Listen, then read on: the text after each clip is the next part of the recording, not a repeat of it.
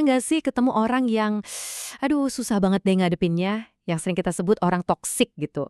Nah biasanya nasihat yang kita dapat tuh simple banget kan. Langsung aja disuruh, udah tinggalin aja. Atau cut off aja orang kayak gitu. Saya yakin kita semua pernah dengar nasihat ini. Kedengarannya gampang dan tegas ya. Tapi emang segampang itu? Nah ini dia nih yang bikin pusing. Gimana kalau orang itu keluarga kita sendiri? Atau teman satu tim di kantor yang tiap hari ketemu? Mau dihindarin gimana coba? Hidup kan nggak sesimpel itu. Jadi ayo kita bedah cara yang lebih realistis buat ngadepin mereka. Oke, langkah pertama kita harus kenalin dulu lawan kita. Ada 5 tipe kepribadian sulit yang paling sering kita temui. Anggap aja ini semacam buku panduan lapangan buat kita. Pertama, ada tipe si korban. Kamu tahu kan tipe yang kayak gini? Mereka tuh selalu ngerasa jadi korban keadaan. Apapun yang salah, itu bukan gara-gara mereka. Pokoknya, yang salah itu ya dunia, orang lain, atau nasib sial aja. Narasinya tuh selalu begini. Dunia tuh jahat banget sama aku. Ini bukan salahku. Aku cuma lagi apes aja. Hati-hati loh, energi kayak gini tuh bahaya banget karena bisa nular. Nggak sadar kita ikutan pesimis ngelihat dunia.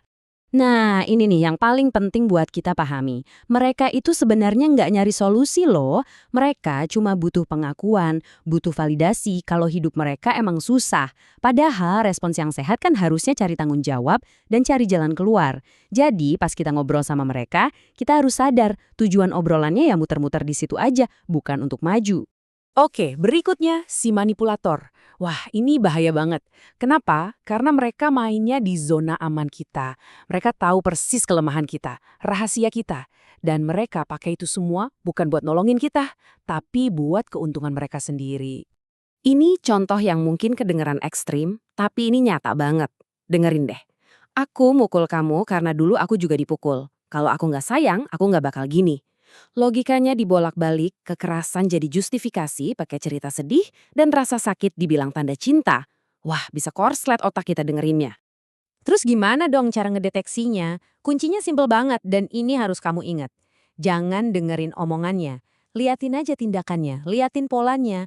Kalau mulutnya bilang aku sayang kamu, tapi tangannya nyakitin, ya berarti kebenarannya ada di tindakannya itu. Tipe ketiga, si tukang gosip. Jujur aja deh, siapa sih yang nggak suka ngegosip dikit-dikit? Tapi yang jadi masalah di sini tuh bukan gosipnya, tapi pengkhianatan kepercayaannya. Mereka ngambil info rahasia atau masalah pribadi kamu, dan mereka jadiin itu komoditas. Bener banget. Masalah serius kamu itu jadi barang dagangan mereka. Jadi cerita seru buat dibagiin ke orang lain. Jadinya, kamu tuh tontonan bukan temen yang lagi butuh dukungan. Kita kan berharapnya rahasia kita dijaga, mereka malah nyebarin. Kita butuh support, mereka malah bikin jadi tontonan. Nah, strateginya di sini bukan buat ngubah mereka, itu susah. Tapi, saring informasi yang kamu kasih ke mereka. Atur aja level akses mereka ke kehidupan pribadi kamu. Yang keempat, si penghakim. Nah, tipe ini biasanya punya kacamata kuda. Pikirannya sempit. Mereka cepet banget ngejudge kamu tanpa tahu cerita lengkapnya. Pokoknya mereka ngerasa paling bener, paling tahu segalanya. Contohnya tuh bisa sekecil dan, ya ampun sekonyol ini. Orang Tionghoa kok nggak bisa pakai sumpit? Kamu Tionghoa gagal? Gila kan? Ngejudge identitas seseorang cuma gara-gara hal sepele. Kedengerannya mungkin konyol, tapi kalau kita dengerin terus-terusan, komentar kayak gini bisa ngerusak harga diri kita loh. Nah, ini nih yang menarik banget dari perbandingan ini. Orang yang suka ngejudge itu biasanya taunya dikit tapi ngejudge-nya banyak. Sebaliknya, orang yang beneran dewasa, yang wawasannya luas, mereka justru tahu banyak dan jadi lebih toleran. Jadi kesimpulannya, ngajak mereka debat itu cuma buang-buang energi, sia-sia. Dan yang kelima, nah ini Indonesia banget nih, si tukang utang alias dengutangs. Yang penting kita paham di sini, hubungan mereka sama kita itu bukan lagi soal pertemanan atau keluarga. Ini udah jadi transaksi, murni karena tekanan keuangan. Ini situasi yang super rumit, apalagi kalau yang utang itu keluarga dekat. Nggak segampang itu kan bilang enggak. Dan kita juga nggak bisa nyalahin mereka 100%, karena tekanan psikologis gara-gara utang itu nyata banget. Otak mereka itu fokusnya cuma satu. Gimana caranya dapat duit buat bayar utang? Ini benar-benar nangkep situasinya dengan pas. Ini itu transaksi, bukan relasi. Jadi, cara paling bijak buat ngadepinnya, kasih aja sejumlah yang kamu emang ikhlas kalau uang itu nggak balik. Anggap aja sedekah, anggap aja hadiah, bukan pinjaman. Kenapa? Biar hati kamu tenang. Oke, kita udah kenalan sama kelima tipe tadi. Sekarang, kita masuk ke bagian yang bakal ngubah cara pandang kamu total. Ini nih, game changernya. Jadi tujuannya tuh bukan untuk menghindari mereka. Kan kita udah bahas di awal. Seringnya itu mustahil, nggak mungkin bisa dilakukan. Tujuannya adalah hidup berdampingan secara bijak. Nah, ini dia. Kemampuan buat memanage interaksi sama mereka, itu skill yang sesungguhnya. Bukan ngilangin mereka, tapi nyikapin mereka dengan benar.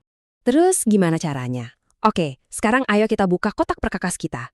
Ini isinya adalah alat-alat buat bangun batasan, biar kita bisa hidup bareng mereka dengan lebih waras dan bijak. Ada 5 batasan penting yang harus kamu bangun. 1. Batasi informasi yang kamu bagi. Nggak semua harus diceritain. 2. Batasi waktu yang kamu habiskan sama mereka. 3. Batasi energi yang kamu kasih. Jangan sampai energi kamu habis buat ngurusin drama mereka. 4.